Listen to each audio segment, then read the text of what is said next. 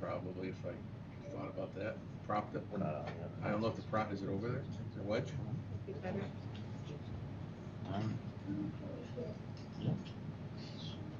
I did not think that thoroughly. You don't have it now. The squeakiest pull start that we have will come down the hallway. Oh, yeah. Every time. I was afraid of that when we did the Zoom meeting. This one of my phone or something, so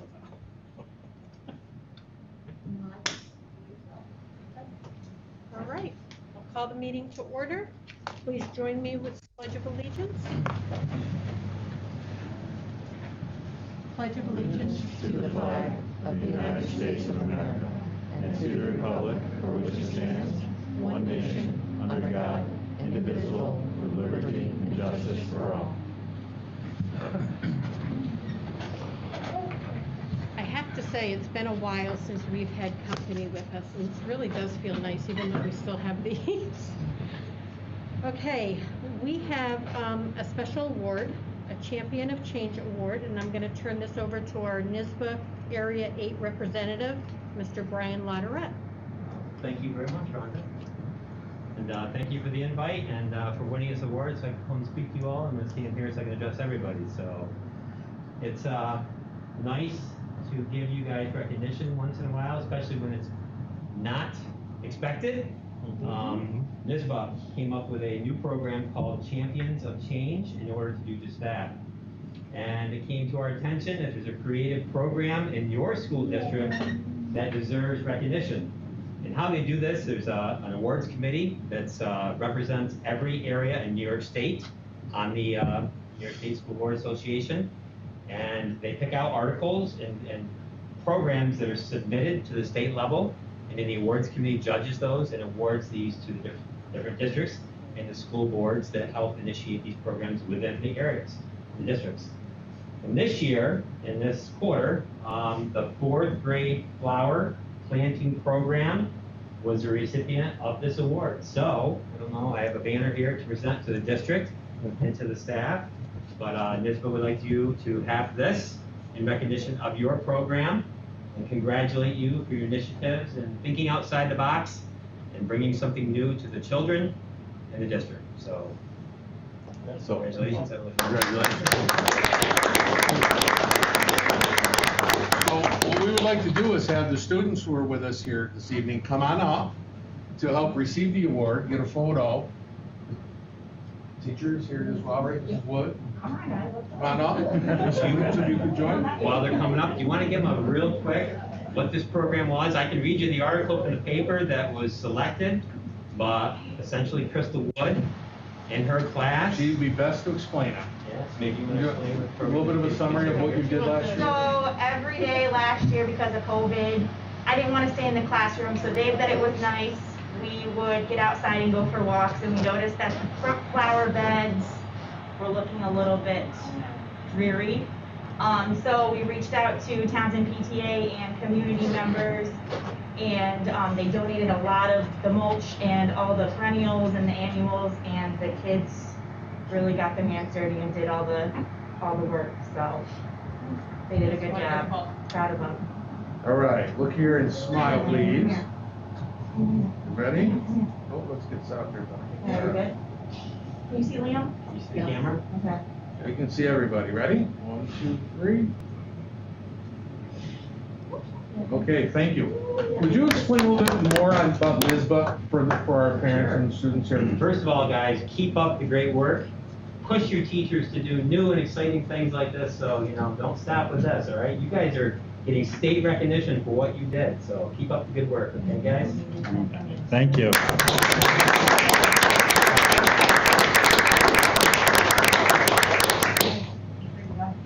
That is wonderful. Thank you very much. NISBA, the New York State School Board Association, is a organization that school districts belong to. You buy into a membership, and NISBA is there to support the efforts of the school boards across the state.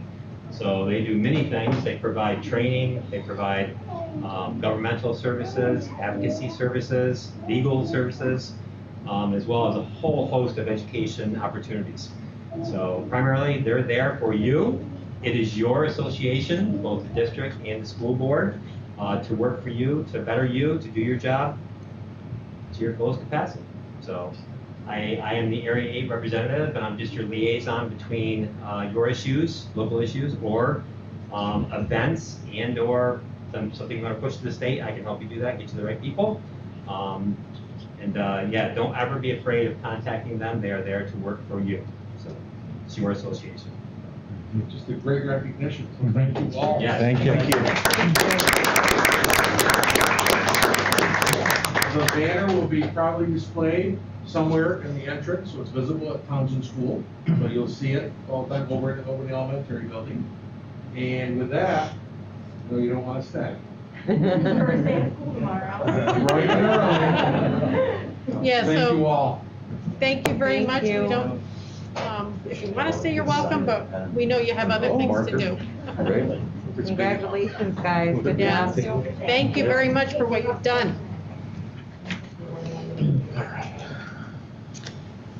Okay, once again, we have public comment. The Board of Education welcomes and encourages input from the public at board meetings. Please note that neither the board nor administration may engage in dialogue or respond to questions concerning personnel or student matters. This is not an attempt to restrict public comment, but is done to protect the privacy of the individuals involved as required by law. As a matter of courtesy to others in attendance, comments of individual groups should be limited to less than 3 minutes. With that said, is there any public comment? Okay. We're up to 4A, discussion items. We have the Distinguished Service Award, and Corey has provided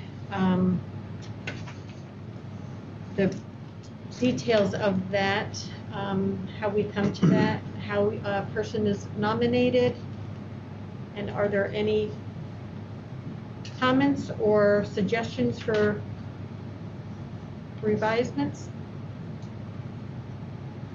I think it's fine the way it's written. It covers all areas, and employees in the district make the nominations, and seems very consistent. If we want to add a second, like a non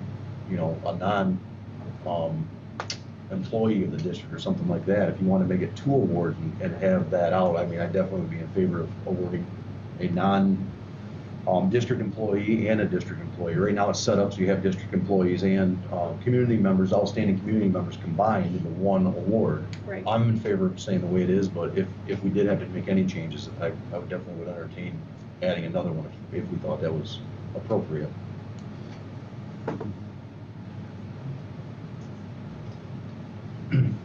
Anybody? I'd agree with that. I think the way it's set right now is good. It has worked well in the past.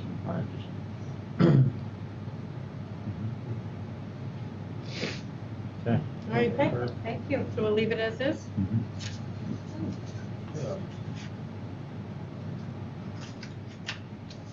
All right, let's see, Nisba Policy Service. Currently, right now, that is a $900 annual fee. And Hogan Sarzinski's office, our current attorneys, offers the legal required policies and updates as part of their retainer. So the district's question is, do we want to continue with the Nisba policy or just drop that service for at least a year and just see how it goes with the legally required policies and updates from our attorney? What are your thoughts, Corey? I mean, they did a lot of work on our behalf the last 3 years. We did complete the policy book. Yep. We recently received the last 2 updates from last year in July. Not all of them are legally required, so that's up to the board. So potentially we would have a gap where they're not legally required in the future going forward if we don't have this service, potentially.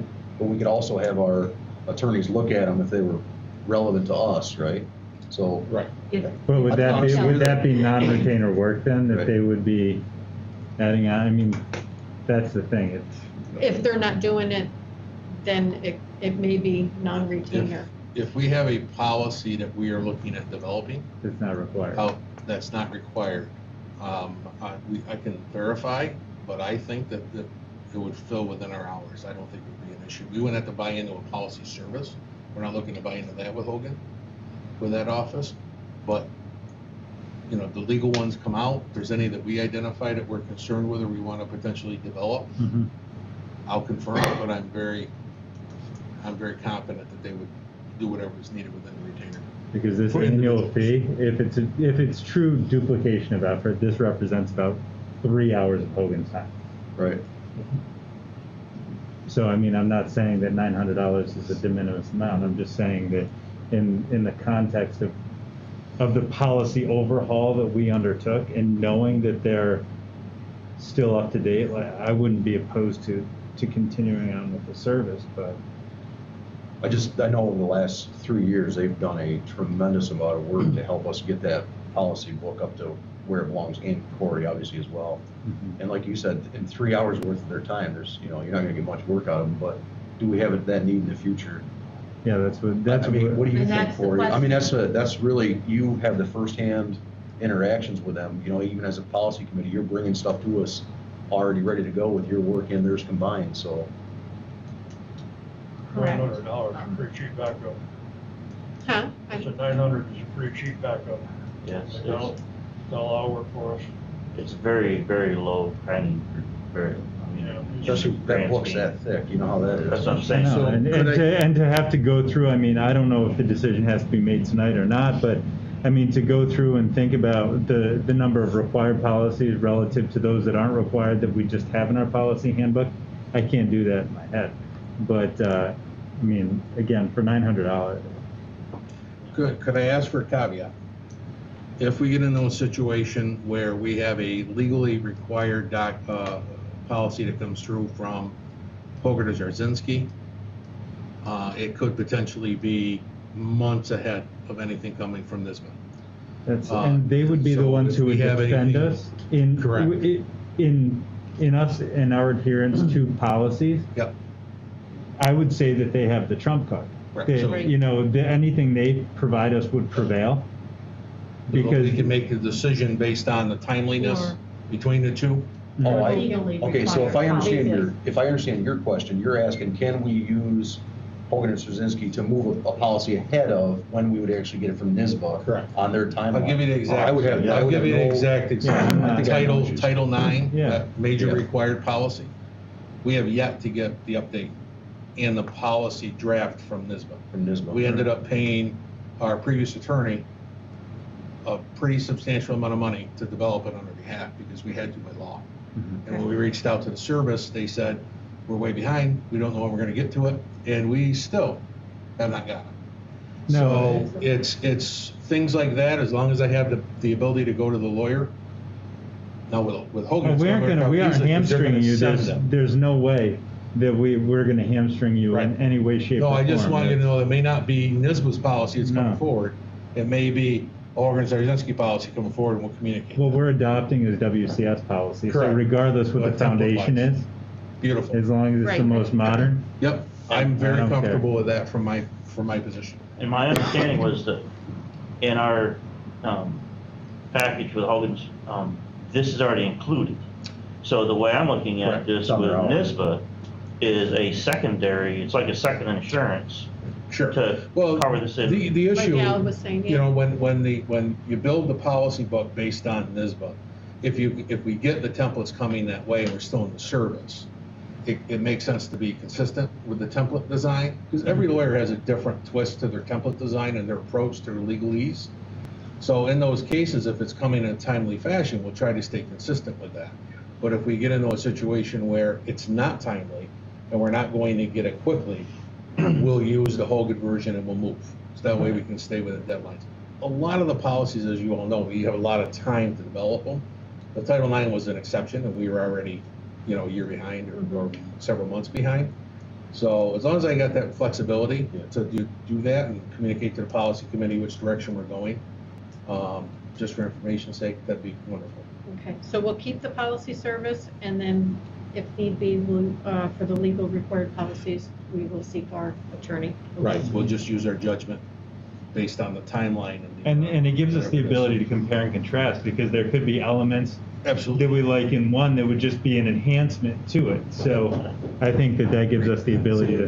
Here comes the cart. I told you, leave the door open, noisy carts come by every time. So speaking of policy committee, we do need to schedule a meeting in September. So please Right. check your calendars, And did And I know there were a I couple things. emailed a week Mm-hmm. that would work. So if you could just look at that, and I can send that back out, but if we could look at that and get it scheduled, Okay. And we do not expect that to be a long meeting, correct? I don't think terribly long. Do you remember what that date was that week? It was the week of September 14th. It was next week. Next week. next week. Next week already. Wow. Well. All right. No, and I know that there are a couple games and things like that, so it's going to be. So I'll look at dates again, maybe a little farther out. Yeah. So I can make a couple of them next week, but depending on what everybody else can do. Yeah, I think I think we have flexibility with the urgency of this one, right? It's the So- updates to the language and the Right, we names. need and to- I guess if Over you the have availability next week, let That would- Corey know. If not, then we can go We'll extend it. further out. Okay. I think next week I can pretty much make any night that works I for got you guys. 13, 14, 16, 17, somehow. Wait, you have Should never those? said that. Oh, Available. you shouldn't have. You know what's coming now, Greg. I think I have 14. Tuesday? All right, Yes. so why don't we try for Tuesday? 5:30? I'll send it. Would be- Supervisors, are those reports when they go up on are they attached to our minutes so they're public? Because the only thing I think you would miss is that the actual communication between them for the general public to hear. If they were actually, I could try embedding them in the minutes. if they were, then I think you're completely transparent at that point, and I would be in favor of not having them come to the meeting just for the And sake then of. unless we had a concern or Conversation, question right. or something like Otherwise, that. The we're only- just on the meeting agenda. The only Look, they are public, right? disadvantage to that though Yes. is that report doesn't get spoken. Which I know we get it in advance, but from my take on the advantage for me to have it in advance is I can review it, and if I have a question, I can be prepared to ask that question. I don't have to come up with that as, kind of Johnny on the spot. But the public, that won't be spoken. If anybody is live streaming this or watching it or in the audience, it's not gonna be, No, it'd it's be gonna on be the the report's agenda. attached, It so would they're be gonna have on to the look it up. agenda, They're not though. gonna be able to Right. just hear That's it. why I don't think it's they're attached now. That's why I was asking if we could attach them to the minutes or something. That way somebody could access them. Yep. All right, so And because there's not a lot of change, so a lot of times they're just coming, but there really hasn't been a lot of, And I hate to read them just for the sake of reading them, Right. as far as out loud to people on camera. does anybody have an objection to that? Try it, see if it works. Okay. So as long as I can embed the reports in the minutes. Okay. As a link. Yep. Okay. Or even That way they- public content even. Right. Oh, yeah. Well, they are public content now. Oh, in the agenda, so On they the are agenda. able Okay, to. they're you can in see the 'em. agenda, All right, okay. Perfect. Yeah, we do make sure I review them and approve them to make sure there's nothing that's confidential in nature that shouldn't be in public content. All right. So I guess the key would be if there are questions, Right. to We let you can know. ask that one of them, cafeteria, Right. transportation, building and grounds. And if we happen to know, when the agenda's released, if you reviewed it, we make, if available, we'll get them at that meeting, so there isn't a delay. Right. Are there any correspondence? All right. Okay, we are up to 6 additions to the agenda. We have one item to add to the consent agenda, item 7G. We have 2 additional appointments, both for Barb Guidell. One would be as a substitute teacher, and the other would be as a volunteer. and that would be effective tomorrow.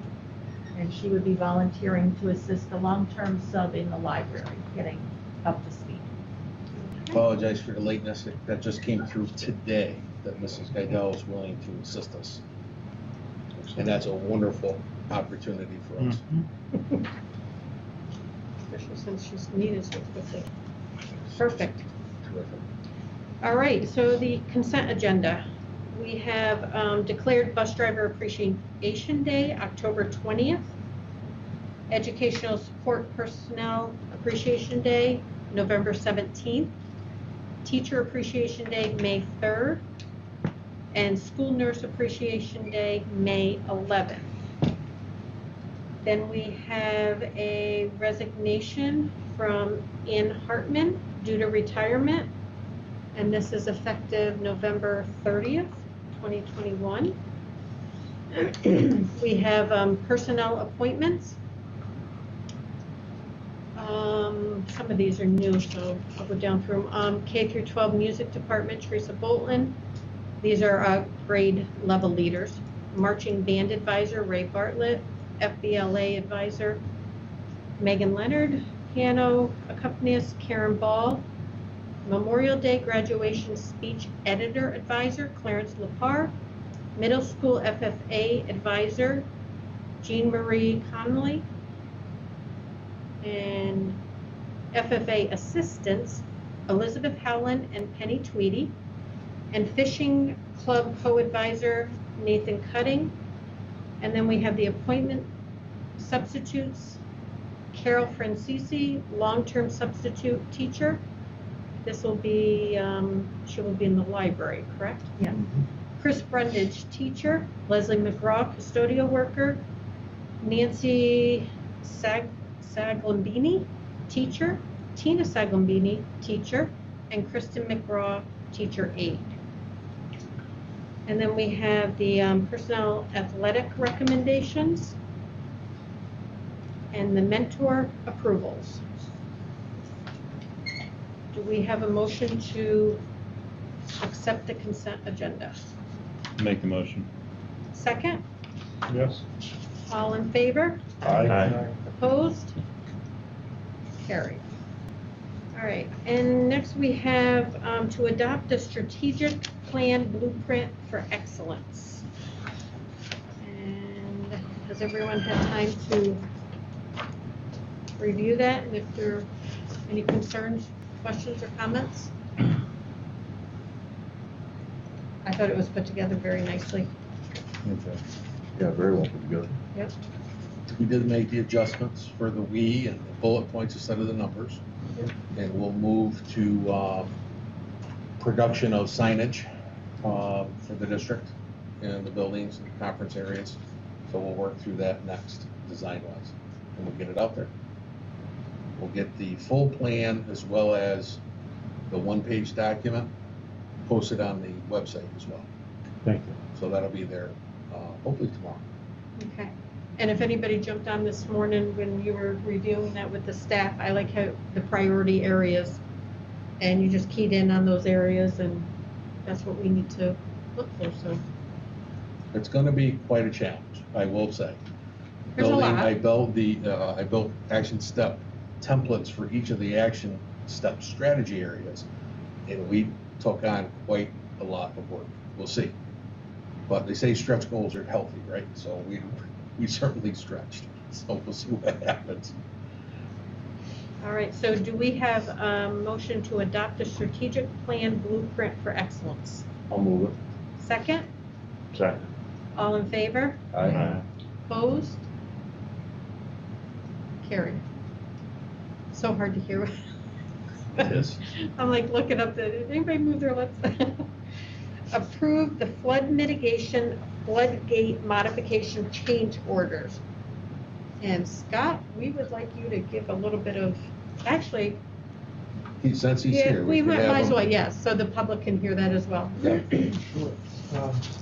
Well, so essentially the change that we're talking about tonight is because of the type of gate itself that we were looking at. So what was originally in the documents was a type of gate that you slide down into a channel. And the initial thinking about that on our end was that would be easier because it's a single panel and you basically get it in the height that you want it to be, and you slide it into the brackets and you're done. You move on to the next one. But as we started going through the shop drawings and really talking to the company about that, it became apparent to us, and then we had a conversation with the district about this, that this really isn't probably the best system, because some of the brackets that you have to put in place, and there was quite a few of these brackets that these gates were only a certain distance. You could only get them a certain width. So say for a double set of doors, you had 2 brackets on the outside, and then you had to have a bracket in the middle. And those brackets are removable, so you don't have them there all the time so that people aren't going to walk into them when they're going in and out of the doors. But those brackets had to be screwed into the concrete sidewalk each time you use them. Now they have a system for that. They had a cover and everything that would protect it. But just think about, if we started talking about it, just think about trying to do that in an emergency situation. It's raining, it's in the middle of the night, you've got to run around and put all these things in place. So we talked to the company. They have a different system that has longer gates, basically, that go down. They're only about 6 to 8 inches high, but you set them down and then you stack them on top of each other, and then very quickly you just clamp them down to seal them. The nice thing about that system is, number one, they're longer, they span quicker, and in a flood situation, you could actually run around to all the doors, put 1 or 2 of those down, and have a foot of protection already, very quickly, and then circle your way around and finish it, bring it up. So we liked that idea. We thought that was a better product. So we talked it over with Superintendent and construction managers, and we went through it, and we asked the company, Pressray, to give us a change order for that. Is there any price difference on that? So they came back to us with a higher price initially, and we actually talked to them, and we got them to bring their price down about $6,000 or $7,000 to what you see in the change order tonight. But that's about as far as we could get them to come down with that negotiation. But we think it's in the long run, it's a much better solution because it'll be much quicker and easier to install for the district personnel over the long haul. So, where are these going to be stored in relationship to each one of the points of entry? How far away from each one of those doors are these going to be stored? Well, that's a question. We really haven't had that. I haven't had that discussion personally. I brought it forward after our walkthrough to Bill. Bill, yep. And he is working on a design to have either some kind of a shelf mechanism or some hanging mechanism outside in the areas outside each side of those doors. Excellent. Because I think when these fail, it's because the time it takes to install so many perimeters isn't met, and they found that most of the cases it's too long from storage to where you have to implement them. Right. Trying to sort them out, what length is this per door? If you get them messed up and you have the wrong ones per door, you're wasting time trying to get them back in line. So. Yep. And how many panels per door would come, or what is the height that we would be covered in this price per door? So it varies by area. So some doors, they're only going up, I think, 24 inches. Other doors were going up like 36. Probably the kindergarten entrance at the end of that wing would be probably your highest one. Yeah, that's pretty high. Yeah, I just think as long as it's thought out where these are stored and for implementation of them, that's going to be key. Stored and to be able to secure them properly as well. Yep. Yeah. That's a jam system, so the top puts it in compression, the whole series of panels? Yep. Okay. Yep. And this change order is $26,058.69. One last question for this. Was this, if I'm following the system correctly, when you put the top panel in, there's no other pieces to attach, it's the way you force it into place, right? It locks into the brackets. Right, right. You set in the panel, and it's got, the jambs are tight, and then you stack them, and then it's got a compression system that locks the whole thing down. But I guess what I'm at, and I'm not trying to be thick, the compression fitting, the system is attached. Yeah. So it's not like it's one, we gotta go chasing someplace No. else to get this, it's Part of it, attached. I think they're gasketed, Kevin, per panel, I think they're Yeah. gasketed. Yeah. I don't know if there's pictures in there. But If I remember right, when we went to a seminar on Kevin, and they had a slot where the top one, you put it in the top channel, and then it drops in the channel. So there's an opening in the very top, so you slide it in that channel, it goes down, and then when you're all done, the top has got a turn system that actually compresses all the panels. Yeah, And in they're the all last, gasketed. the last couple of pages, there's some shop drawings that show the diagram of it, and basically when you put it in, you tighten it in on the side, and then after you've got all, say you put 5 panels on top of each other, then there's a final tightening at the top that locks the whole system in place. But And it's pretty simple to do, as opposed to that other system, that just was it's more pieces, more parts. We've seen these like tested, these do stand up pretty well. Yeah. As far as ease of implementation and the high rate of pass instead of failure on these things, these work good. It was kind of interesting when we were talking to the company, because we asked them, when we were designing this, we asked them for their advice, and they were pushing the drop-in panels because they said, well, they're just easier. It's one panel.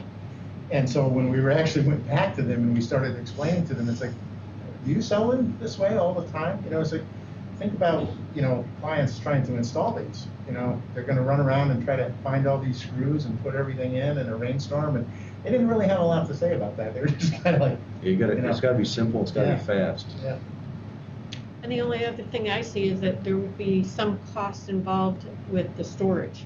Yeah, just Trying to that figure out how to store them in close proximity to each door. So that would be an This added also cost. includes, the price in this also includes, we're adding a couple of pieces of steel next to the doors going into the, I think it's the kindergarten wing, or not the kindergarten wing, the farthest wing. Those long doors there, and we're gonna put in a couple of pieces of steel on either side of the door jamb for these to lock into, so that we don't have to go that entire 16-foot distance. So the new panels that we're putting in should be enough for that water height in that area, because that's the lowest area as far as water goes. And we just want to protect the doors. So that actually, in the long run, saves some money, but we have to put that steel in to make that work. So about 3 feet high, I think. Okay, does anybody have any other questions on Do you this? have to put all the panels in before you can lock it down, or can you lock it at various heights?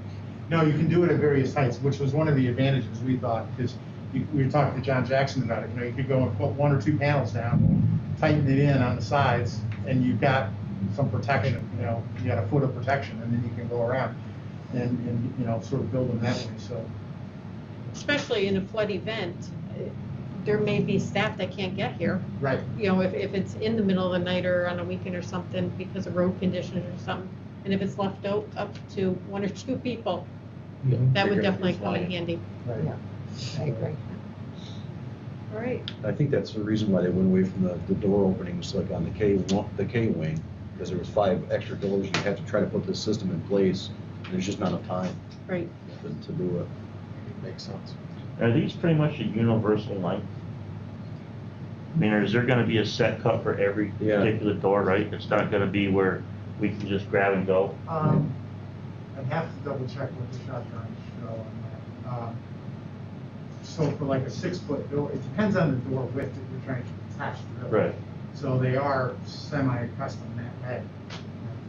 Yeah, like the K wing again, that entrance door's got a block on both sides. They're gonna have to be fit to that with channel, whatever that dimension is.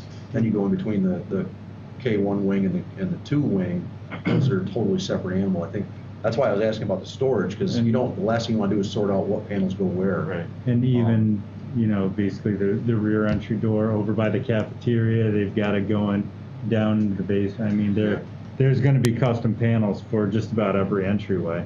So that's why, as Graydon said, made the point that it's important to have those panels for that specific door nearest to the door, so you wouldn't be grabbing the B set for an A door. Yeah, and it might make sense to label all of them in some It would fashion. make a lot of sense to Exactly. label them all. Label the doorway, and label the panel that goes with that doorway. Mhm. So it's kind of, not trying to think about that in an emergency situation. Right.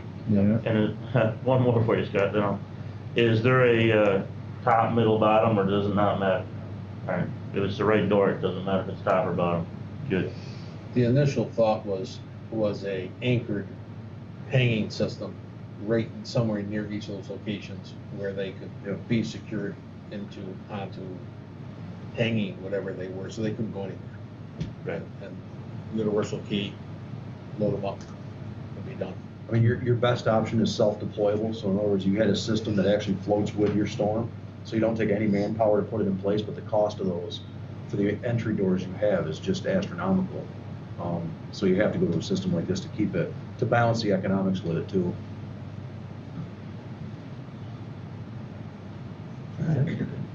All right, do we have a motion to approve this change order of $26,058.69? I move it. Second? All in favor? Aye. Opposed? Carried. All right, Scott, and then we have the approved roofing project phase 1 change order. Yeah, so this change order, this is something that, it's actually to get the numbers correct, essentially. So when we, if you remember, we put out proposals to roofing contractors to get their cooperative bidding purchase price. We got those numbers back, and but before, well, I guess I should say after those proposals were out, we were still waiting for the hazardous materials design work from our consultant, because there's this portion of the roof that had hazardous materials on it. So the proposals did not include that. So when we got that work, we sent the hazardous material drawings back out and got another price back from those contractors. But that was, trying to remember the timing exactly on that.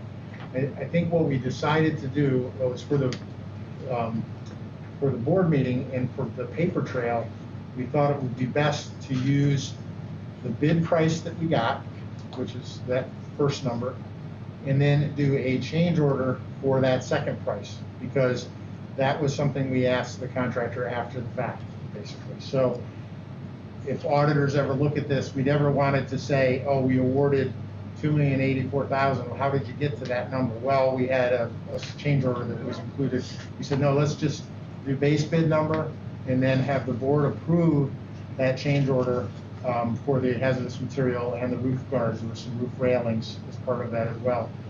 Have them do that as a change order and approve that. The total number for the roofing price actually has not changed. We've been carrying the full amount, $2,084,000, in all of our budgeting, all of our planning from day one.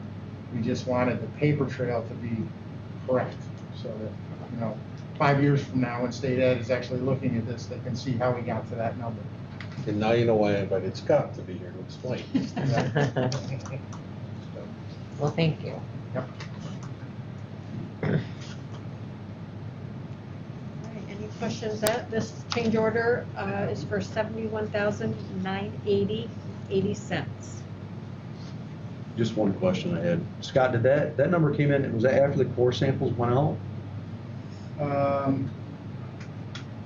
The timing of I just didn't understand, because I thought we had core samples that went out. Is that what drove it for the hazardous material? Yes. I didn't hear hazardous material on the roof, is what I didn't hear. Yeah, we did the cores, and then we asked ATL to put the design documents together. Okay. And that was after we'd already gotten the proposals back.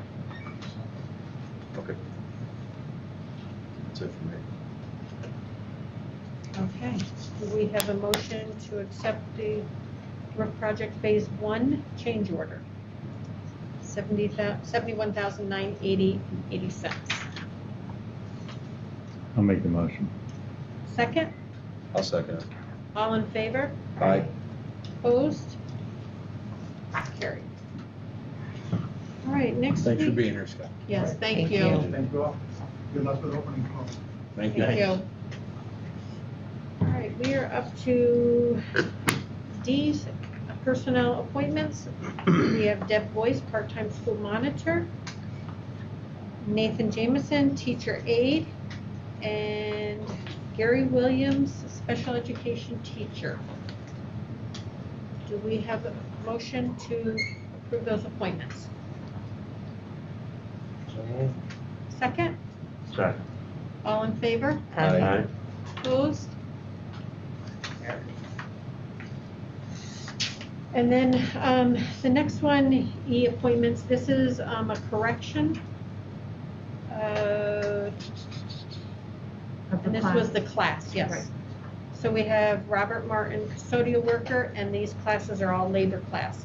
Bobby Wright, part-time food service helper, Connie Armstrong, part-time custodial worker, and Rhonda McLennan, food service helper.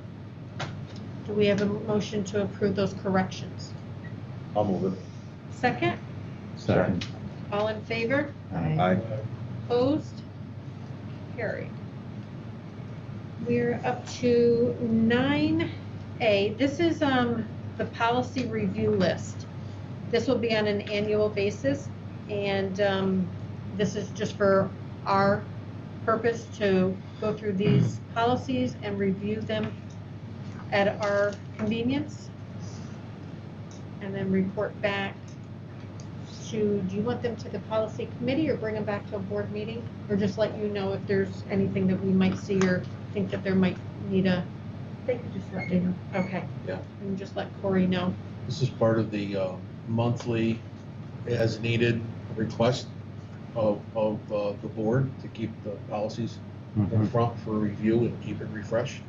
So we broke it out monthly, so they'll have a new group every meeting or every month, some of the months not. And we're starting Maybe with Christmas, the 2000s. I like that we started with the 2000s. It just, as you go into the new season, these are the ones that pertain to us mostly, and it's a good refresher. All right. And we're up to superintendent. No. Thank you for abbreviating that thought process. Yeah. So we had opening day today for staff. It went well, except for a couple go before all the training was done, so I had to get them all back, so that was fun. So, but it went okay. Rhonda was in attendance. I didn't see anybody else. I was. Right? You were there? I was there. I didn't I see got you. kicked There's off. 160 people. I didn't see There you. was, yeah, I was in there. Paul was I in couldn't there. see Who anyone. would have gave you a shout Oh, out? maybe I didn't know you were there, so I He apologize was for in that. there. Patty Wood. Excuse me, I think of Paul Wood every time. That's the only P Wood I know. I'm honored. I'm like, oh, Paul's in there too. No, I was in there listening to, and then I got kicked out, and I'm like, what is going on? But Yeah, the internet just quit on us, Yeah. right in the middle of it, and then it came right back on, thankfully. And then at the end, I let everybody go, and my phone rang immediately. Meg It said, did. "What about me?" And I went, "Uh-oh." And thankfully, I was not muted, but I was professional at Yeah. the moment and got everybody back quickly. Embarrassed, but we got it done. So we went through all the training. We hit on nicer mandated trainings today, such as sexual harassment, right to know. Meg hit on the intranet. Pushing people to the intranet for more information, and the Optigate, which I think we've informed everybody, the board on in the past about the personnel. You go on and put your timeout request, they can see all their information from payroll and various other items within it. We're moving to the, to modern era with some of our processes. Anything, I think that was the key, right, for that training. But it went well. I hit on all the COVID updates today. I informed everybody of the communications that went out. Unfortunately, as we are sitting here right now with masks on, outside of a more restricted mask break, all personnel and students, vaccinated or not, have to be masked throughout the day when inside the school or inside vehicles, transportation. I had a personal conversation with Mandy at Delaware County. They're hoping that after a few weeks, If they do not see the spike engaged in the schools, that they'll give us the okay to start easing back on those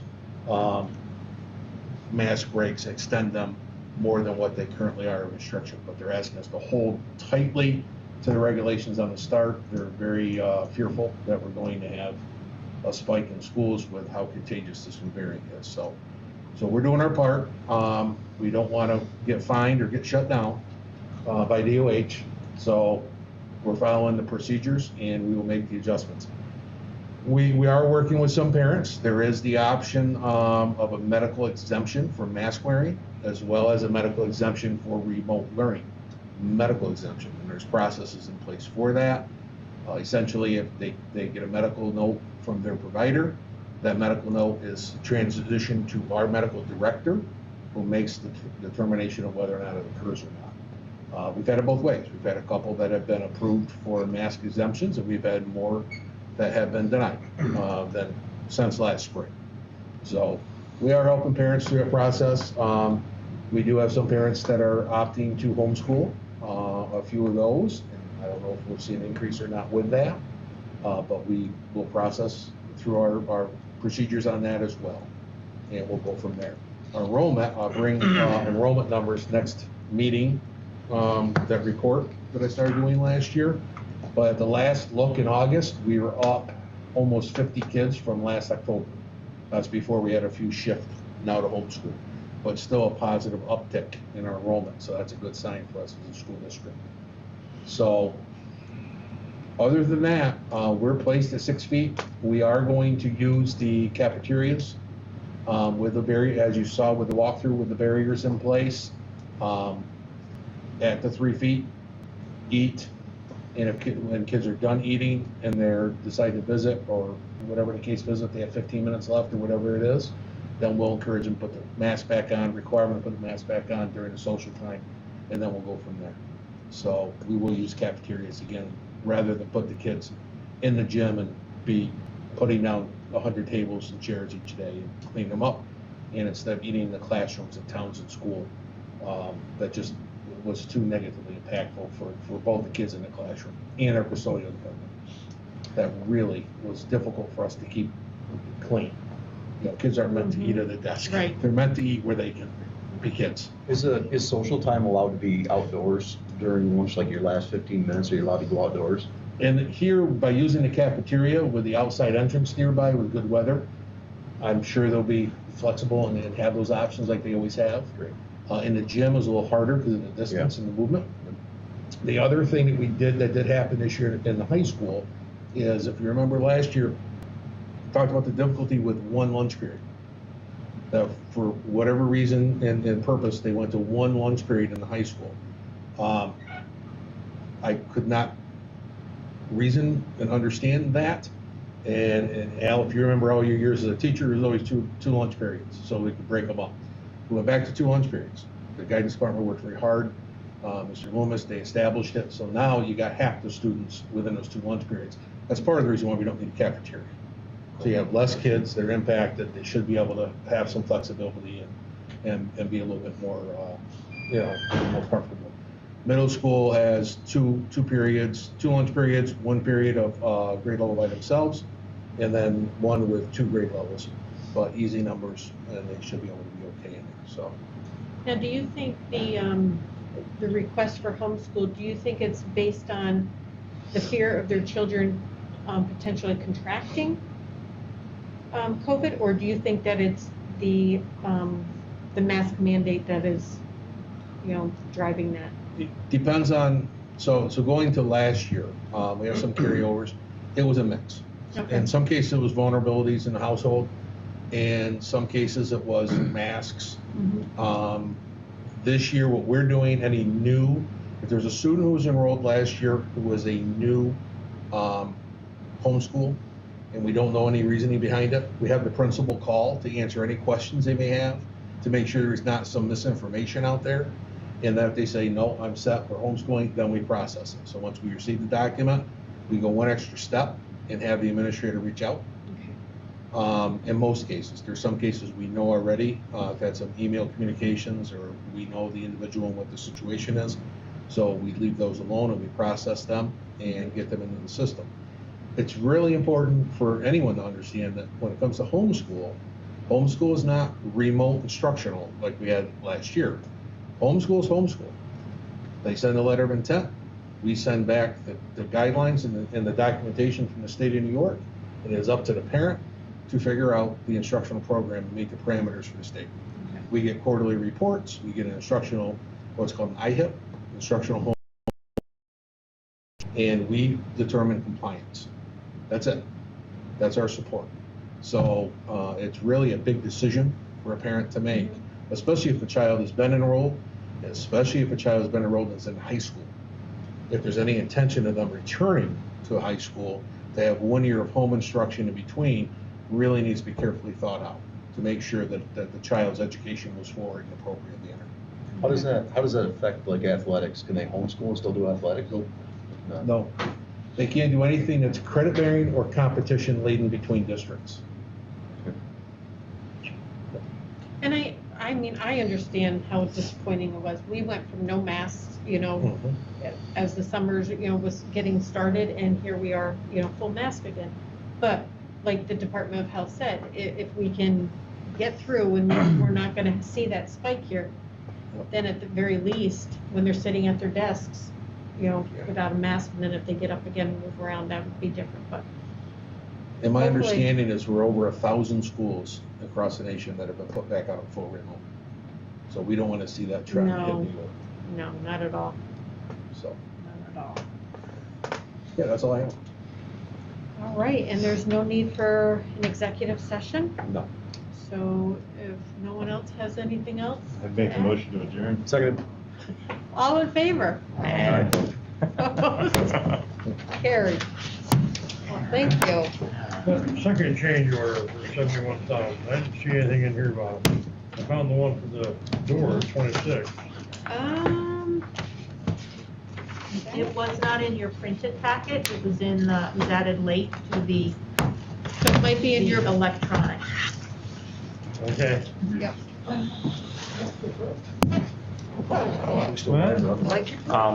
I wouldn't.